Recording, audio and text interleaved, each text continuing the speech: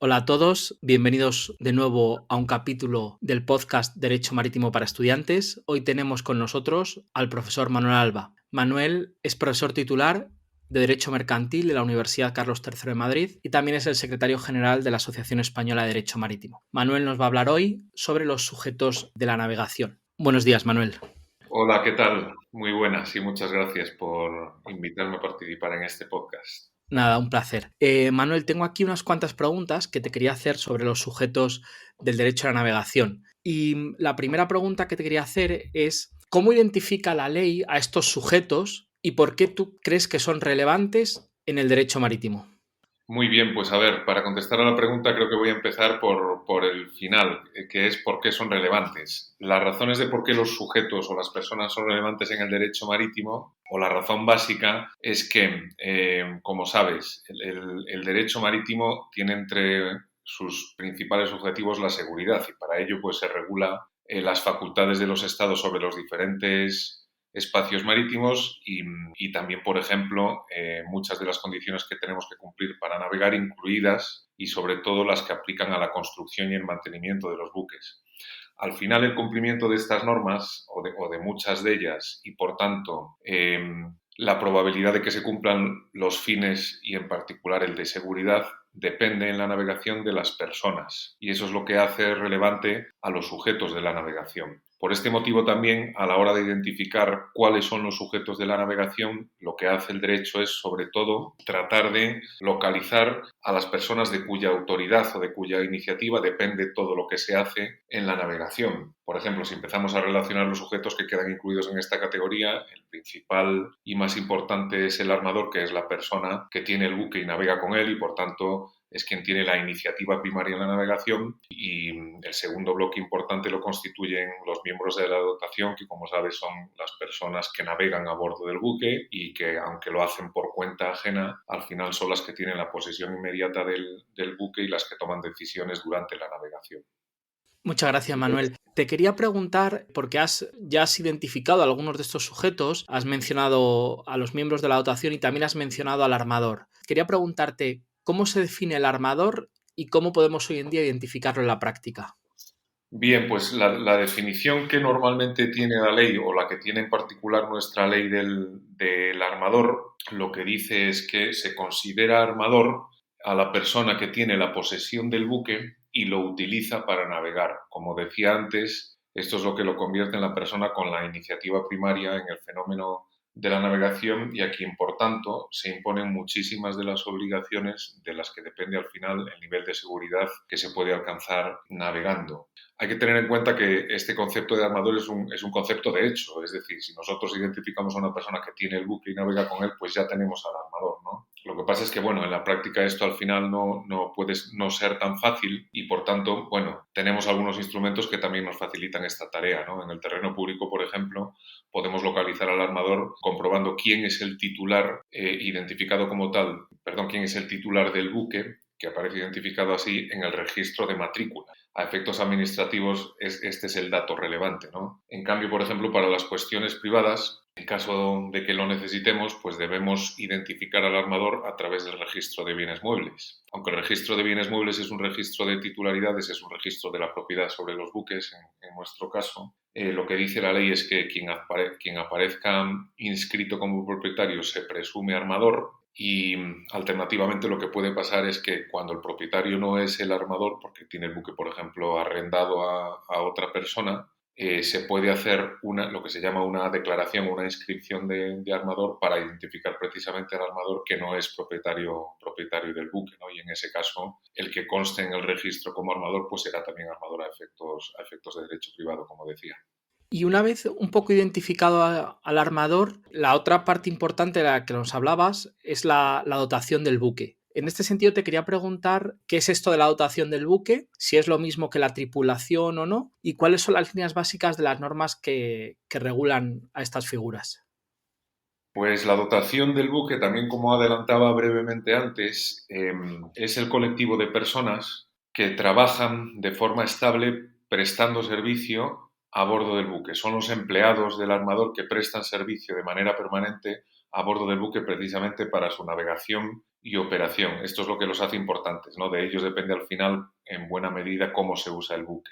Los términos que se usan en la ley para referirse a este colectivo de personas son, bueno, como has mencionado, tanto dotación como tripulación. En el fondo se usan como equivalentes. El término que nosotros tenemos en España es el de dotación, el que utiliza, por ejemplo, la Ley de Navegación Marítima, aunque muy ocasionalmente en algunos reglamentos encontramos tripulación, y en cambio en las traducciones castellanas de los convenios internacionales con frecuencia se usa también tripulación, pero son términos intercambiables, ¿no?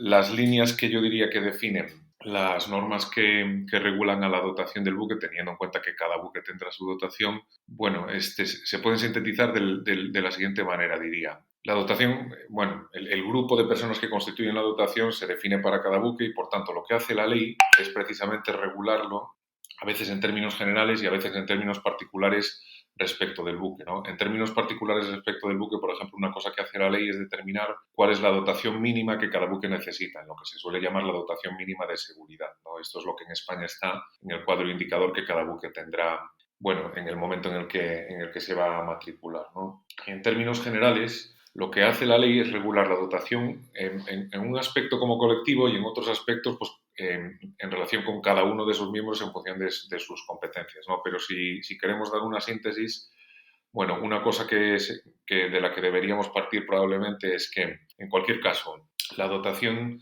en la ley y en las normas que la regulan a la hora de imponer obligaciones y responsabilidades se aproxima como un colectivo de personas que tiene una estructura piramidal.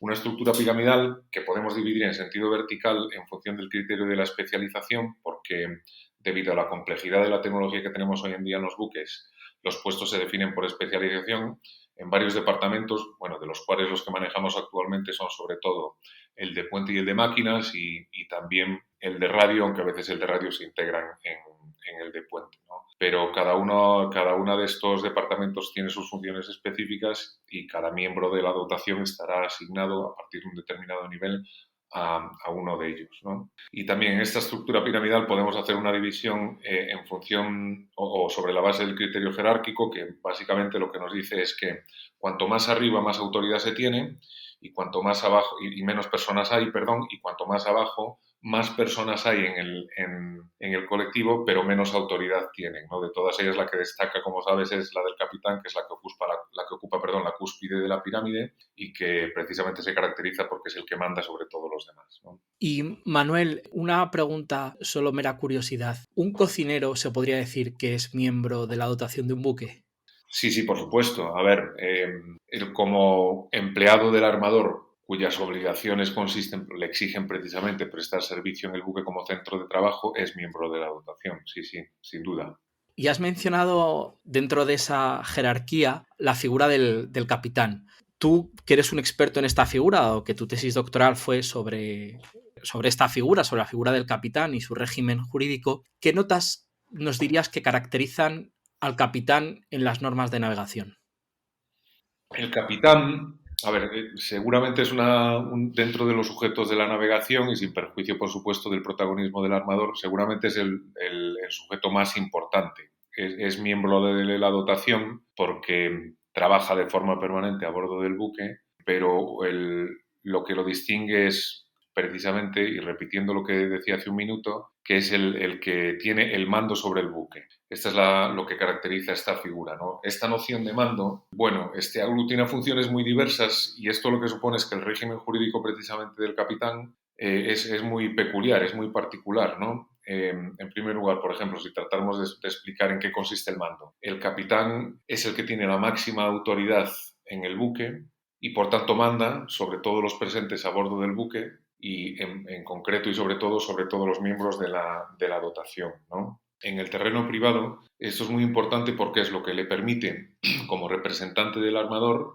asumir todas las responsabilidades relativas a la organización del trabajo a bordo. Y de esto depende, hay que empezar a pensar en estos términos, no solo el interés privado del armador, sino también, por ejemplo, el interés público en la seguridad, ¿no? Ocasionalmente también esto le permite representar al armador en las relaciones, pues, con terceros en el ámbito de la actividad de negocio de la empresa armadora, ¿no? Aunque esto cada vez es menos frecuente. Esto también le permite representar, o más que le permite, seguramente deberíamos decir, le obliga a representar al armador en las relaciones que la empresa armadora necesita entablar también con la administración por razón de la actividad del buque, pues trámites administrativos, ¿no? Aunque estos quedarían bajo la aplicación también de normativa administrativa.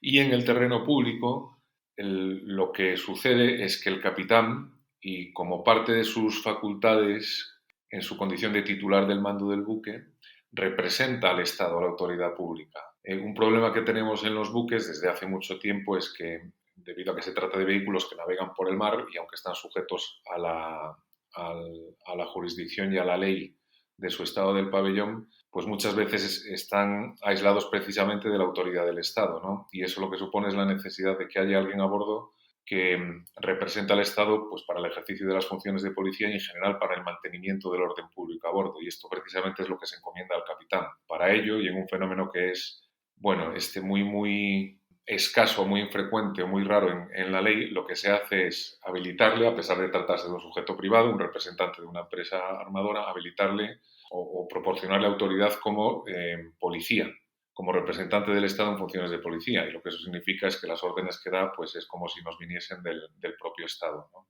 Es autoridad pública, en otras palabras, ¿no? En el derecho tenemos otros fenómenos, incluido en el derecho marítimo, pues inspectores de buques, también miembros de la Comisión de Investigación de Accidentes e Incidentes Marítimos, pero la diferencia es que estas personas son funcionarios públicos. En cambio, el capitán es un empleado de una empresa privada, ¿no? Y es lo que le hace muy diferente. En general, todas estas cosas, como decía, son las que se integran en la noción de mando, que como ves, como sabes, es muy peculiar y, por supuesto, una última función que tiene, que es la que le caracteriza hoy en día como parte de esto, es que es el máximo responsable de la navegación como tal, ¿no? Sus competencias más importantes seguramente son precisamente las náuticas, que responden a la cobertura de un interés privado y también a la de un interés público en la seguridad de la navegación. Y Manuel, ¿podríamos decir que debido hoy en día al auge pues, de las comunicaciones electrónicas, debido a la navegación cada vez más rápida, de todas esas funciones que nos has hablado, es esta última, la función de dirección náutica, la que hoy en día es más importante dentro de la figura del capitán o casi exclusivamente la única? Sí, a ver, efectivamente, la combinación de todas estas funciones, es decir, su peso relativo en el marco de la idea general de mando, el peso relativo de cada una de ellas ha ido variando en el tiempo. Antiguamente el capitán tenía mucho más protagonismo en todas ellas, incluida, por ejemplo, la de negocio, ¿no? La comercial. En la actualidad, por todas esas circunstancias que tú estabas mencionando, bueno, algunas, perdón, han prácticamente desaparecido, otras se conservan con menos identidad, algunas de ellas, por ejemplo, están compartidas con otras personas, dado que las empresas armadoras han ido aumentando también su infraestructura, ¿no? Por ejemplo, parte de las administrativas ahora las asume el consignatario, como sabes. Y en cambio, pues esta náutica es la que desde luego conserva su importancia y por tanto ha pasado a caracterizar seguramente lo que son el grueso de sus competencias, ¿no? Es sin duda la más importante, sí.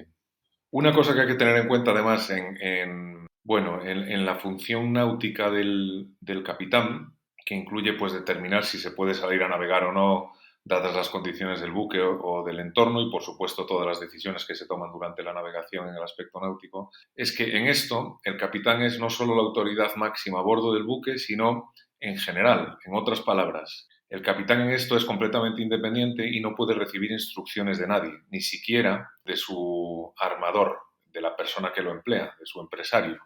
A veces sucede en la práctica que los armadores quieren interferir en las funciones del capitán en este aspecto por un interés comercial y lo que está claro desde hace mucho tiempo en la ley, aunque ahora es mucho más explícito que antes, es que el capitán es absolutamente independiente y no es que pueda desobedecer esas instrucciones, es que tiene que hacerlo, tiene que aplicar siempre su propio criterio profesional en el terreno náutico. Muchas gracias. Y Manuel, ya para concluir, una pregunta muy rápida. ¿Puede haber en un buque dos capitanes? Y esto te lo pregunto por si nos quieres también mencionar algo cuando dentro del puente hay un capitán y está el práctico a bordo. Pues la respuesta a esta pregunta claramente es que no. La ley en esto podría ser más explícita, pero yo creo que deja bastante claro que en la idea de mando está también la de que solo puede haber un capitán. Cada buque solo puede tener un capitán como máxima autoridad, ¿no? Por ejemplo, si miramos a nuestra ley de navegación marítima y a otras leyes también, el mando, en caso de necesidad, se puede delegar. Por ejemplo, cuando el capitán, por cualquier tipo de imposibilidad, no puede ejercer el mando, lo que puede hacer es delegar en alguno de los oficiales, ¿no? Cuando por lo que sea el capitán también fallece, es la propia ley la que establece un orden de sucesión en el mando, en la que por tanto está implícita la idea de que solo puede haber una persona en el ejercicio del mando y la cuestión es determinar quién ocupa esa posición, ¿no? En caso de necesidad. En otro punto que acabas de mencionar también, cuando por ejemplo hay que recurrir a los servicios de un práctico y en concreto cuando el práctico sea obligatorio. La ley en esto, como sabes, en este aspecto, en muchas ocasiones lo que hace es obligar a contratar los servicios de un práctico por razones de seguridad. Eso de alguna manera refleja implícitamente que los prácticos tienen su propia autoridad, pero tal como aproxima la ley la intervención del práctico, también está muy claro que el mando siempre lo conserva el capitán y el práctico lo que hace es asesorarle. Aunque en la práctica, bueno, el práctico, valga la redundancia, pues de hecho es el que determina el curso que se sigue en la maniobra del buque, lo cierto es que a efectos legales, y esto desde el punto de vista práctico tiene también su importancia, el práctico asesora y el capitán tiene que juzgar las sugerencias del práctico y en su caso aprobarlas o matizarlas, ¿no? Y por tanto siempre conserva el mando y la responsabilidad, ¿no? Otro ejemplo que te iba a mencionar también es que en ocasiones la ley, y como suele suceder por motivos de seguridad, contempla la intervención en la navegación de la autoridad pública de un estado ribereño, por ejemplo, cuando el buque está navegando por las aguas jurisdiccionales de un estado, ¿no? En determinadas situaciones, por ejemplo, un funcionario público, en nuestro caso, por ejemplo, un capitán marítimo, puede dar órdenes al buque relativas a la navegación. Cuando es así, el capitán que tiene el mando tiene que obedecer. Esto es excepcional y, como te decía, se justifica por razones de seguridad y, por tanto, parte de la idea de que siempre hay solo un capitán que tiene el mando a quien se dirigen las instrucciones y, como excepción, se le obliga a obedecer dichas instrucciones. Pues Manuel, muchas gracias por este rato de conversación. Agradecerte el que hayas estado aquí. No, gracias a ti, encantado.